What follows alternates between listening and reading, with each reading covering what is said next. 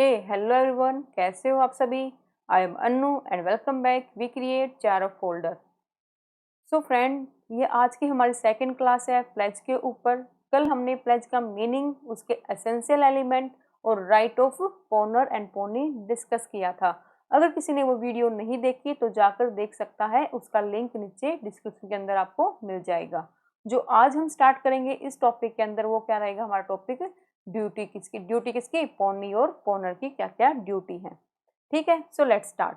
तो देखो, duty of pony के अंदर सबसे पहले बात आती है पोनी की। जो पोनी है, मतलब कि पोनी कौन होगा यहाँ पे, जिसके पास क्या कर रखा है, जिसके पास हमने पोजीशन ट्रांसफर कर रखा है, वो क्या होगा यहाँ पे पोनी। ठीक है ना। तो उसकी ड्यूटी क्या क्या है प्लेज के केस में। तो देखो, सबसे पहले बात आती है, पहली ड्यूटी क्या कह रहा है, रिटर्न एनी एक्विजिशन या फिर क्या प्रॉफिट ऑफ गुड। तो ये क्या कह रहा है, अगर जो भी गुड जिसका हमने पोजीशन ट्रांसफर किया है, किसने, पोनर ने जिस गुड का भी पोजीशन क्या किया होगा, ट्रांसफर किया होगा, जिसका पोजीशन पोनी के पास, अगर उस गुड में कोई भी एक्विजिशन होता है, फिर से कोई भी प्रॉफिट अराइज होता है, तो वो जो भी प्रॉफिट होगा या जो भी एक्विजिशन होगा, वो किसको ट्रांसफर करना पड़ेगा, पोनी को, पोनर को रिटर्न करना पड़ेगा। ठीक है, तो ये क्या है, ड्यूटी है किसकी, पोनी की। देखो एक एग्जांपल से समझते हैं। मान लो ए के पास कुछ शेयर थे, ठीक है ना। उसने क्या किया, अपने शेयर का जो पोजीशन है वो बी को ट्रांसफर कर दिया, और जैसे ही बी को ट्रांसफर किया पोजीशन शेयर का, उसके बदले बी से क्या ले लिया, ए ने कुछ अमाउंट ले लिया। ठीक है ना। तो शेयर को एज ए सिक्योरिटी किसके पास रख दिया, बी के पास रख दिया। तब वो एज ए सिक्योरिटी बी के पास थे वो शेयर, उसके ऊपर कुछ डिविडेंट मिल गया। ठीक है ना।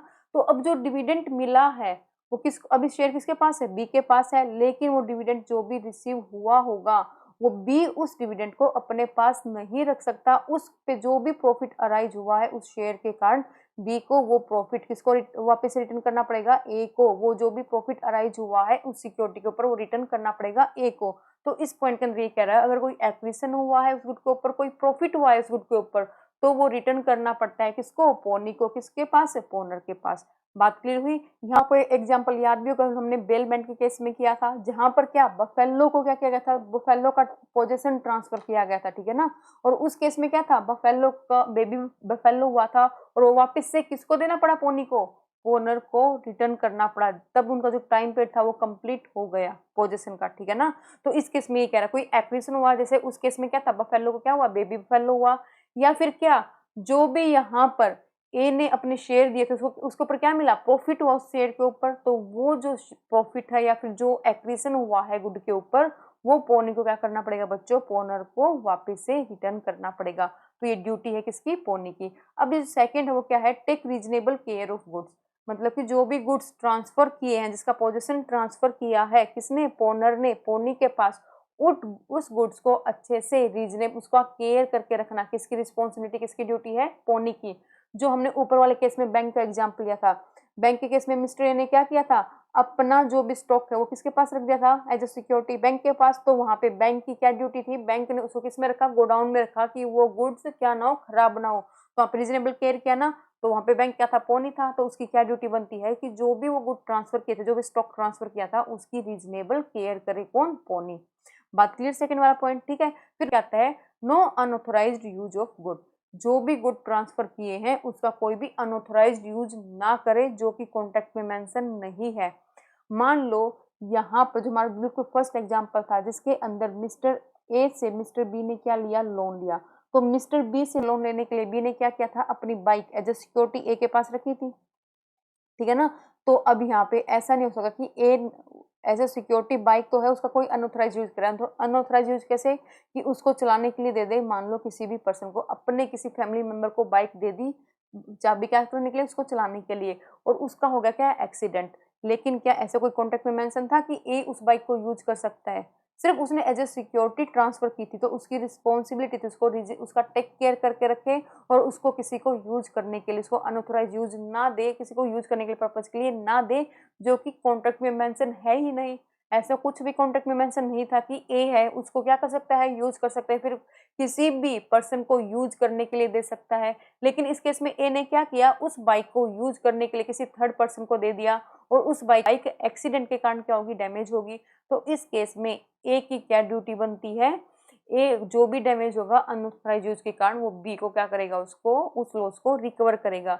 तो सबसे पहली बात तो आती ये है कि ए उस बाइक को यूज ही नहीं कर सकता इस केस में। बात क्लियर हुई आपको अच्छे से, ठीक है। Third point. फिर लास्ट नेक्स्ट पॉइंट क्या आता है, रिटर्न गुड व्हेन डेब्ट हैज बीन रीपेड। जैसे ही बी क्या कर देगा, बी ने एज ए सिक्योरिटी बाइक दी थी ए को, बी जैसे ही रीपे कर देगा जो भी डेब्ट ले रखे थे किससे, ए से, जैसे ही उसकी क्या कर देगा, रीपेमेंट कर देगा। अब यहाँ पर ए की क्या ड्यूटी बनती है, ए उस गुड को जो भी बाइक थी उसको क्या कर देगा, रिटर्न कर देगा किसके पास, बी के पास, ठीक है ना। अब ए उसका पोजीशन अपने पास नहीं रख सकता। बात क्लियर। फिर नेक्स्ट पॉइंट क्या कह रहा है कि not mix with oven goods. कोई ऐसा गुड है जो मिक्स होने का है, ठीक है ना। तो यहाँ पे ड्यूटी है किसकी, पोनी की, कि उस गुड को अच्छे से रखे, उसको मिक्स ना होने दे अपने गुड्स में। हम यहाँ पे एग्जांपल ले सकते हैं, मान लो व्हीट का, राइस का, ये गुड कुछ ऐसे गुड है अगर ये मिक्स हो गए तो इनको सेपरेट करना पॉसिबल नहीं है। तो ऐसे कोई गुड है जिसको क्या कर रखा है, जिसका पोजीशन ट्रांसफर कर रखा है as a security for the repayment of loan, तो उस केस में पोनी की ड्यूटी बनती है कि उस गुड को मिक्स ना होने दे अपने गुड्स के साथ। बात क्लियर यहाँ पे, ठीक है। फिर जो लास्ट पॉइंट है बच्चों वो क्या कह रहा है, do not inconsistent with term of pledge. मतलब कि जो भी प्लेज में जो टर्म लिख रखी है उसके साथ इनकंसिस्टेंट ना रहे, मतलब कि उस प्लेज की टर्म के ऊपर बना रहे, जो प्लेज में मेंशन है उसके ऊपर बना रहे, ये ड्यूटी बनती है किसकी, पोनी की। बात क्लियर हुई, ठीक है। तो ये क्या थी बच्चों, ड्यूटी थी किसकी, पोनी की। अब बात आती है क्या, पोनर की ड्यूटी की। पोनर की ड्यूटी के अंदर क्या आएगा, सबसे पहले लाइबल टू पे डेट्स। सिंपल सी बात है, अगर किसी से पैसा उधार लिया है तो हमारी लाइबिलिटी बनती है। तो यहाँ पे पैसा किसने उधार लिया, पोनर ने।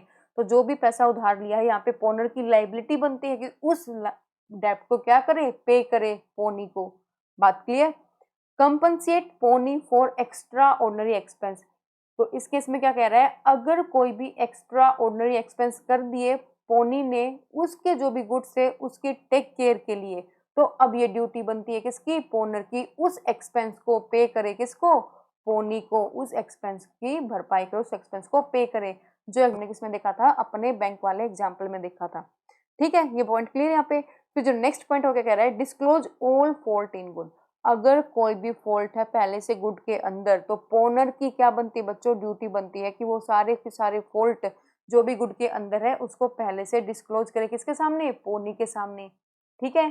फिर जो लास्ट पॉइंट हो क्या कह रहा है, pay deficit amount if pawnee sell good. तो इसने क्या कहा कि अगर मान लो पोनर ने रीपेमेंट नहीं की पोनी की, ठीक है ना, उसने पोनी की रीपेमेंट नहीं की। अब पोनी की रीपेमेंट नहीं की तो क्या करना पड़ेगा पोनी को, पोनी उसको नोटिस देगा और नोटिस देने के बाद उस गुड को सेल कर देगा। अब सेल जो गुड किए किसने, पोनी ने।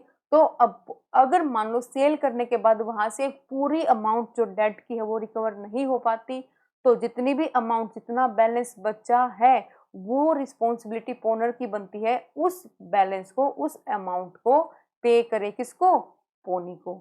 बात क्लियर। ये पॉइंट हमने पहले भी डिस्कस किया था। ठीक है, तो अच्छे से क्लियर यहाँ पे क्या क्या ड्यूटी होंगी पोनर और पोनी की।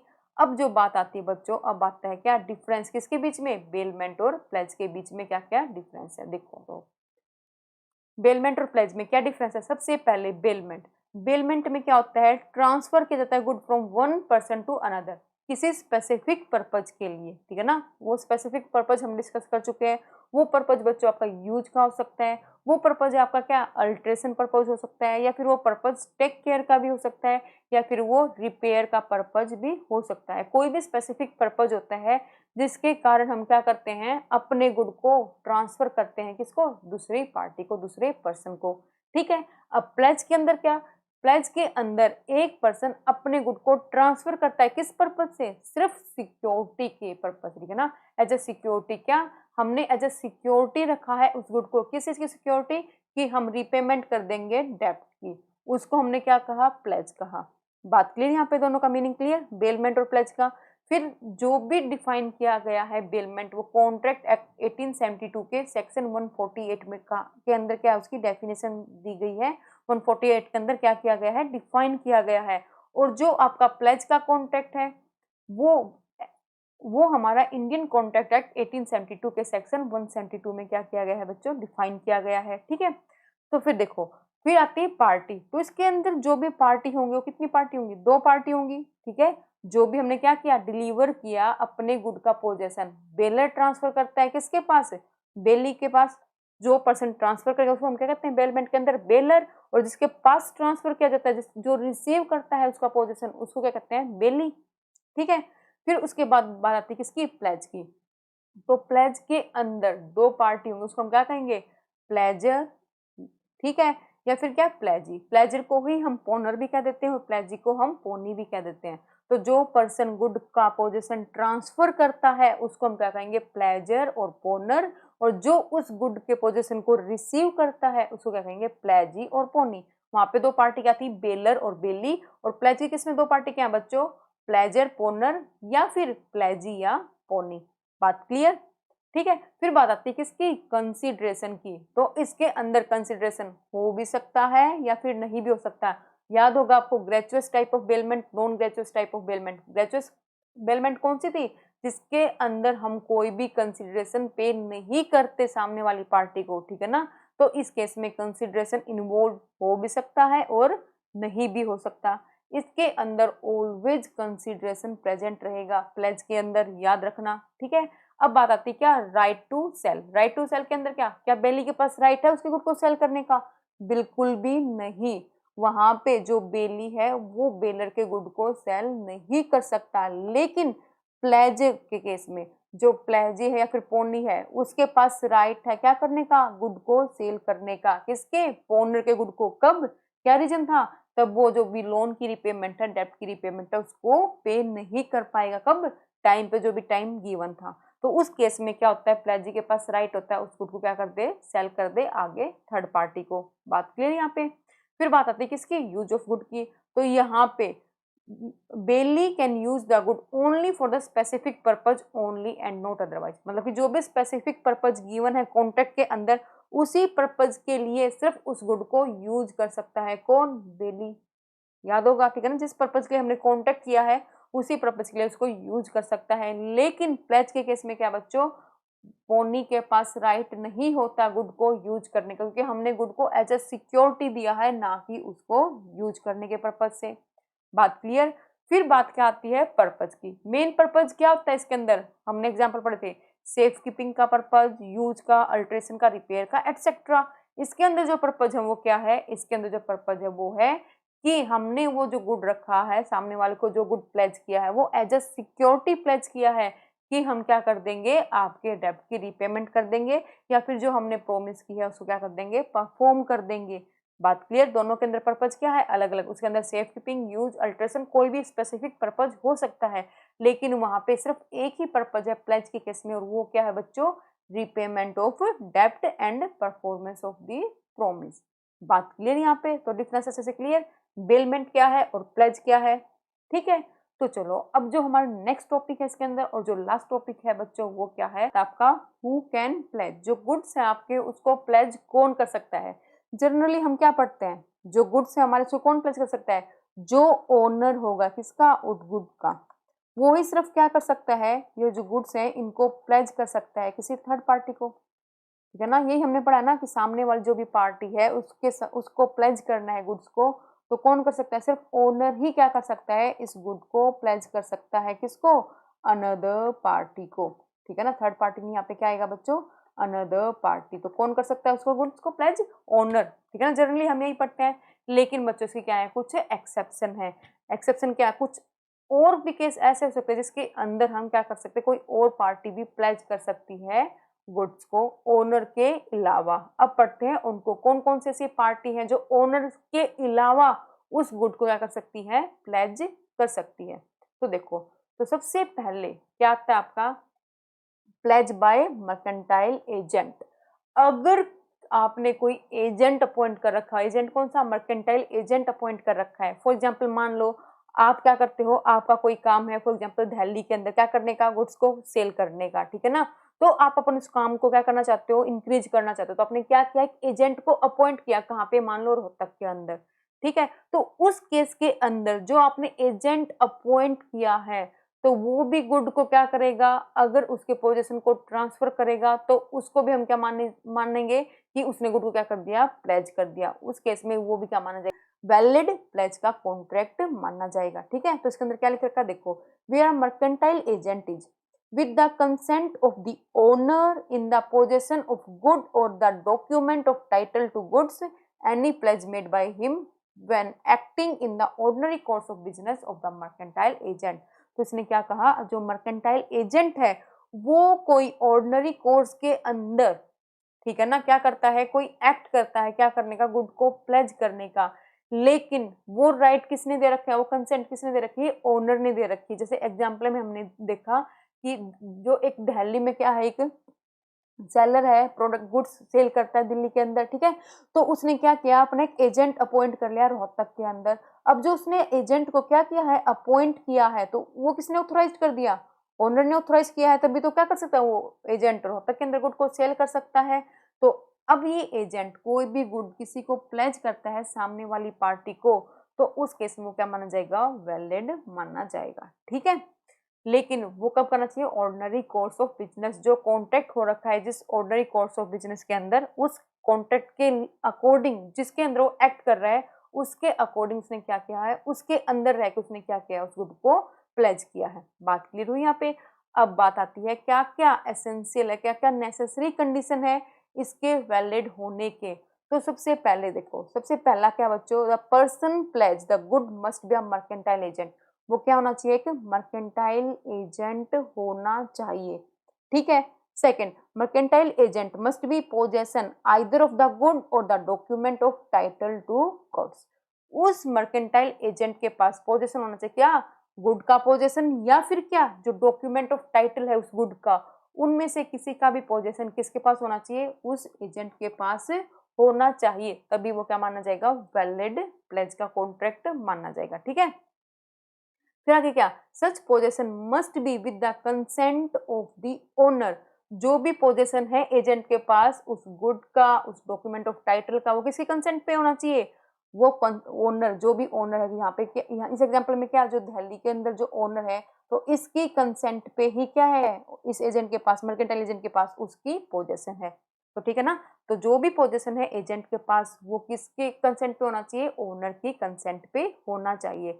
अब नेक्स्ट पॉइंट ये क्या कहता है, pledge must have made by the mercantile agent when acting in ordinary course of business. तो प्लेज कब होनी चाहिए, जो प्लेज की गई है किसके द्वारा, मर्केंटाइल एजेंट के द्वारा, वो कब होनी चाहिए, ऑर्डिनरी कोर्स ऑफ बिजनेस, जो इसका ऑर्डिनरी कोर्स ऑफ बिजनेस है, ठीक है ना, जो भी वो गुड्स है उसको सेल करने का, तो उसके दौरान वो क्या होना चाहिए, वो प्लेज होना चाहिए, उससे अलग हटके वो प्लेज नहीं होना चाहिए। ठीक है, फिर नेक्स्ट पॉइंट क्या है, the pledgee don't know the owner has no authorise to pledge. तो इस लाइन का मतलब क्या हुआ, मान लो ये मर्केंटाइल एजेंट है, ठीक है ना, इसने क्या किया, वो जो गुड्स है जिसमें डील करता है ये एजेंट, उसने उस गुड्स को क्या कर दिया, किसी थर्ड पार्टी को प्लेज कर दिया। अभी यहाँ पर जो थर्ड पार्टी को प्लेज किया है, इसको ये तो नहीं पता ना कि ये रियल ओनर नहीं है इसका, ठीक है ना, इसको ये इसके बारे में इंफॉर्मेशन नहीं है कि जो भी जिससे भी उसने गुड्स को लिया है वो क्या है, एक एजेंट है, वो इसका रियल ओनर नहीं है। तो नेक्स्ट पॉइंट ये कह रहा है कि प्लेजी है जो भी, जिसको गुड्स को पोजीशन ट्रांसफर किया गया है, उसको इसके बारे में नॉलेज नहीं है कि जो भी ओनर है उसके पास अथॉरिटी नहीं है प्लेज की, ठीक है ना, इसके बारे में इसको इन्फॉर्मेशन नहीं है। ये यहाँ पे थर्ड पार्टी क्या समझ रही है कि जो एजेंट है वो ही क्या है, इसका रियल ओनर है इस गुड्स का। तो बात क्लियर यहाँ पे अच्छे से, ठीक है, तो first point clear, pledge by the mercantile agent. तो सबसे इंपॉर्टेंट बात इसके अंदर याद रखने वाली क्या है बच्चों, कि जो भी प्लेज किया गया है वो ऑर्डिनरी कोर्स ऑफ बिजनेस के अंदर किया गया है, और किसके द्वारा किया गया है, सिर्फ मर्केंटाइल एजेंट होगा, उसी केस में वो क्या माना जाएगा, प्लेज का कॉन्ट्रैक्ट माना जाएगा। और वो अथॉरिटी किसने दे रखी है, उसको ओनर ने दे रखी है, जो भी पोजीशन दे रखा है गुड्स का एजेंट को, वो किसने दे रखा है, उस ओनर ने दे रखा है। अगर ये सारे एलिमेंट हैं तो वो क्या माना जाएगा, प्लेज बाय मर्केंटाइल एजेंट माना जाएगा। अब पॉइंट क्या है, pledge by person in possession under voidable contract. ये यहाँ पे क्या कहना चाहता है, ये कह रहा है कि जो भी वो पर्सन है जिसने क्या कर रखा है, पोजेशन कर रखा है गुड्स का, ठीक है ना, लेकिन वो पोजीशन कर रखा कैसे, अंडर वॉइडेबल कॉन्ट्रैक्ट के अंडर, और उस पर्सन ने क्या किया, उस गुड को प्लेज कर दिया। ठीक है, तो उसको भी क्या माना जाएगा, प्लेज माना जाएगा। अब उसको प्लेज सोचो कैसे माना जाएगा, तो देखो अंदर पढ़ते हैं फिर क्लियर होगा अच्छे से ये कहना क्या चाहता है। When the pawnor has obtain position, जो पोनर है जो क्या कर रहा है, गुड को प्लेज कर रहा है, उसने जो पोजीशन ऑब्टेन किया है उस गुड का, वो पोजीशन ऑब्टेन करने का जो तरीका है वो कैसे किया है, अंडर अ कॉन्ट्रैक्ट वॉइडेबल, मतलब कि वॉइडेबल कॉन्ट्रैक्ट के अंडर उसने क्या किया है, उस गुड का पोजीशन लिया और फिर क्या किया, उसको आगे प्लेज कर दिया, किसको, पोनी को। ठीक है, तो किसके अकॉर्डिंग वॉइडेबल होना चाहिए, वो अंडर सेक्शन 19 और 19A के अकॉर्डिंग क्या होना चाहिए, वॉइडेबल।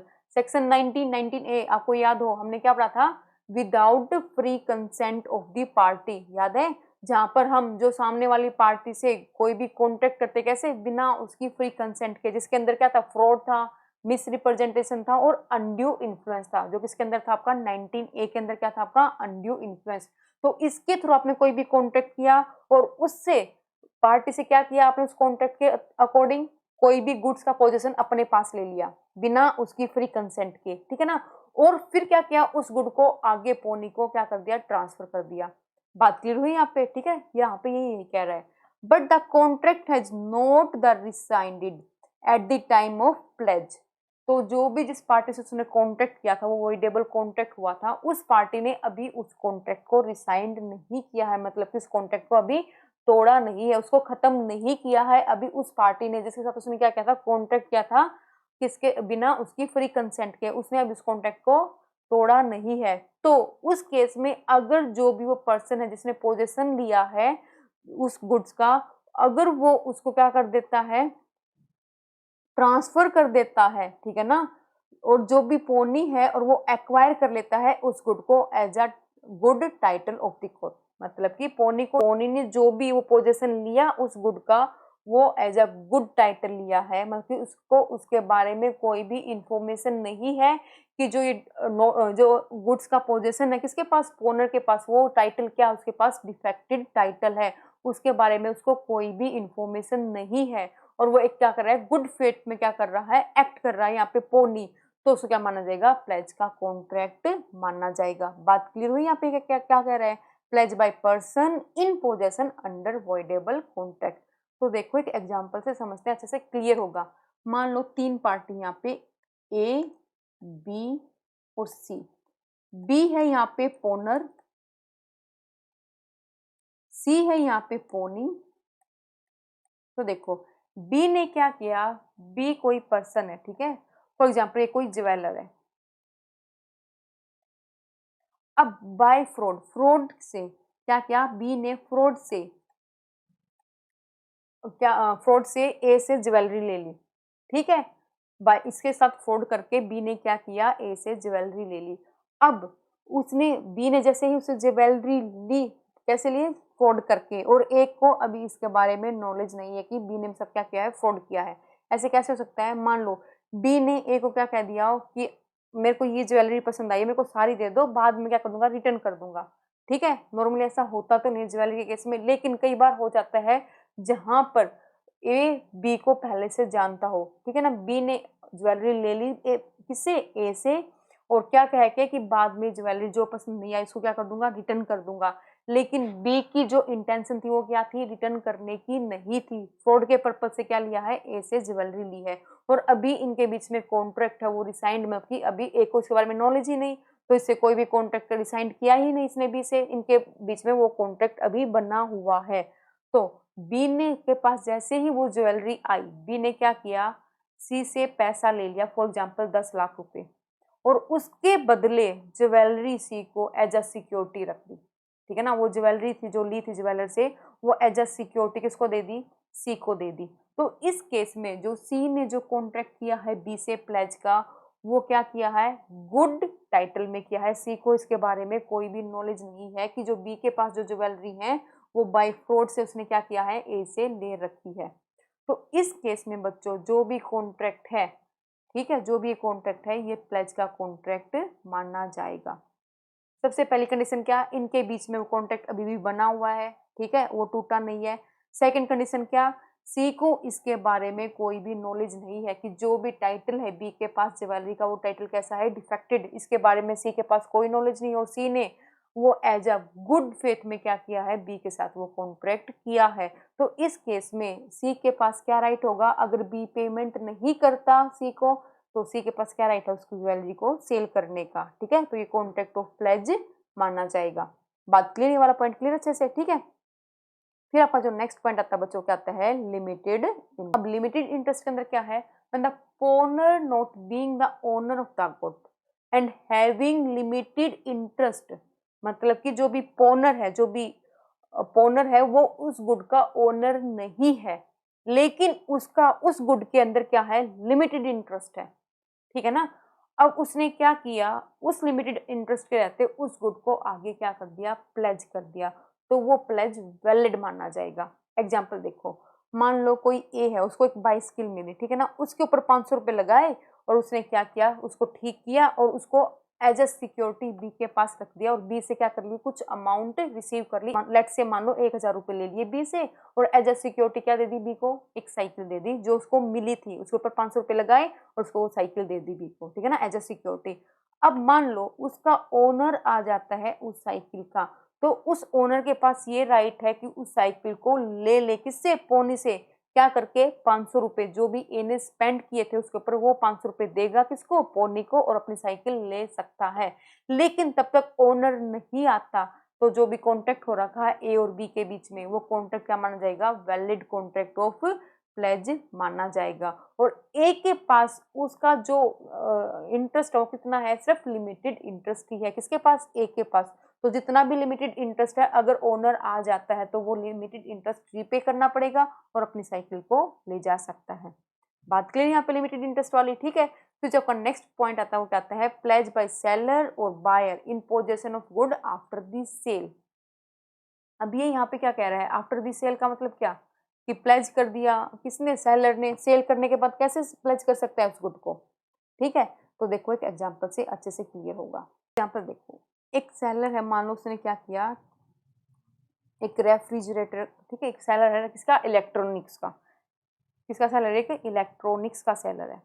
उसने क्या किया, इस सेलर ने एक रेफ्रिजरेटर था वो सेल कर दिया किसी बी नाम के पर्सन को। ठीक है, तो देखो कुछ टाइम के बाद उस रेफ्रिजरेटर के अंदर क्या आ गई, कुछ प्रॉब्लम आ गई, तो बी ने रिपेयर के पर्पज से वो रेफ्रिजरेटर वापस से किसके पास ले आया, सेलर के पास ले आया और उस सेलर के पास रख दिया। ठीक है ना, क्या कहा, इसको रिपेयर करने के बाद वापस से मेरे को ट्रांसफर कर देना। ठीक है ना, इसके अंदर ये क्या रखी है, प्रॉब्लम आ रखी है। तो बच्चों देखो इस केस के अंदर क्या होगा, मान लो अब इसको पैसों की भी जरूरत है, ये सेलर है जो, ठीक है, इसके पास आए इसका कोई ओल्ड कस्टमर, पुराने वाला कस्टमर आता है इसके पास, इसका कोई, तो वो कहता है कि क्या चल रहा है, तो सेलर क्या कहता है कि मेरे को कुछ पैसों की जरूरत है, अगर तुम्हारे पास हो तो मेरे को दे दो। तो ओल्ड कस्टमर क्या कहता है इसको, ठीक है पैसे तो मैं दे दूंगा पर एज ए सिक्योरिटी क्या रखोगे। तो उसी वक्त ओल्ड कस्टमर कहता है कि ये रेफ्रिजरेटर मेरे को अच्छा लगा, इसको मेरे को दे दो एज ए सिक्योरिटी। तो सेलर यहाँ पे मान लो उसको रेफ्रिजरेटर को दे दे, एज ए सिक्योरिटी रख दे उस ओल्ड कस्टमर के पास और उसके बदले क्या ले ले, पैसे ले ले। लेकिन यहाँ पे जो भी ये ओल्ड कस्टमर, इसको ये तो नहीं पता ना कि ये रेफ्रिजरेटर ऑलरेडी सेल हो चुका है, इसको इसके बारे में कोई भी नॉलेज नहीं है।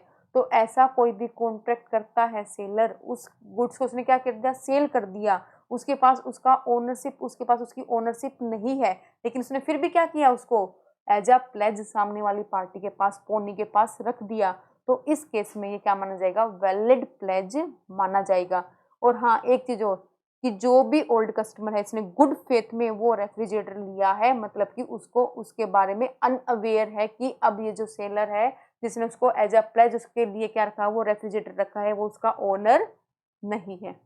बात क्लियर यहाँ पे अच्छे से? ठीक है ना। ऐसे ही कह सकता है बायर के केस में भी हो सकता है। बायर के केस में कैसे, मान लो ये सेलर है ये बायर है, अब ये दोनों अच्छे फ्रेंड है, ठीक है ना। तो इसने क्या किया, इस बायर को इसकी शॉप में 2-3 रेफ्रिजरेटर पसंद आ गए, तो उसने क्या कहा कि इनको सबको घर पे भेज देना, जो सा अच्छा लगेगा वो रख लूंगा, बाकी के तुम्हें वापस से क्या कर दूंगा, रिटर्न कर दूंगा। सेलर ने क्या किया, ऐसा किया, वो जितने भी रेफ्रिजरेटर थे, मान लो 3 रेफ्रिजरेटर थे, क्या किया, इसके घर क्या कर दिया, भेज दिया। ठीक है ना। तो उस इसने क्या किया बाय फ्रॉडली, उसमें से एक रेफ्रिजरेटर जो सेलर का जो इसने परचेज नहीं किया, ठीक है, जो इसने अपने पास नहीं रखा, उसको एज अ प्लेज किसी सामने वाली पार्टी को रख दिया पैसे लेने के पर्पज से। तो इस केस में जो भी कॉन्ट्रैक्ट हुआ है, बायर इसके पास पोजीशन है इसके पास, लेकिन इसके पास इसकी ओनरशिप नहीं है। लेकिन इसके पास ओनरशिप नहीं होते हुए इसने क्या किया, उसको आगे किसी पार्टी को, जो क्या कहलाएगी यहाँ पे कोनी, उसको एज अ प्लेज इसके पास इसको रख दिया, उससे क्या ले लिया, कुछ पैसे ले लिए, ठीक है ना। तो कोनी को इसके बारे में कोई इन्फॉर्मेशन नहीं है कि जो ओनरशिप है इस रेफ्रिजरेटर की वो बायर के पास नहीं है, ठीक है ना, वो अभी भी किसके पास है, सेलर के पास है। तो ये कॉन्ट्रैक्ट भी, ये कॉन्ट्रैक्ट ऑफ प्लेज भी क्या माना जाएगा बच्चों, वैलिड कॉन्ट्रैक्ट ऑफ प्लेज माना जाएगा, ठीक है। तो ये पॉइंट क्लियर यहाँ पे, प्लेज बाय सेलर और बायर, क्लियर अच्छे से। फिर आपका जो नेक्स्ट पॉइंट आता है क्या आता है, प्लेज बाय को ओनर। तो को ओनर का केस तो पता ही होगा आपका, को ओनर मतलब कि जब एक चीज के दो ओनर हो, तो उस केस में when a co owner in position of good with the asset of all the other co owner pledge them, it is a valid pledge. अगर मान लो को ओनर में से कोई भी उस एसेट को क्या रख दिया जाए, प्लेज रख दे, तो उसको क्या माना जाएगा, वैलिड प्लेज माना जाएगा, ठीक है। तो यहाँ पे जितने भी अदर देन ओनर, जितने भी टाइप थे किसके, प्लेज के, जो जो क्या कर सकता था, प्लेज कर सकता था, जो जो पार्टी, वो हम डिस्कस कर चुके हैं। इसके अंदर हमने क्या क्या डिस्कस किया, को ओनर का केस, कि को ओनर के केस में जो को ओनर है वो भी क्या कर सकता है, गुड्स को प्लेज कर सकता है, उसको क्या माना जाएगा, वैलिड प्लेज माना जाएगा। और फिर क्या हमने क्या देखा, प्लेज बाय सेलर और बायर, ठीक है ना। मान लो सेलर ने गुड सेल कर दिया, लेकिन फिर भी क्या रख दिया, प्लेज पे रख दिया।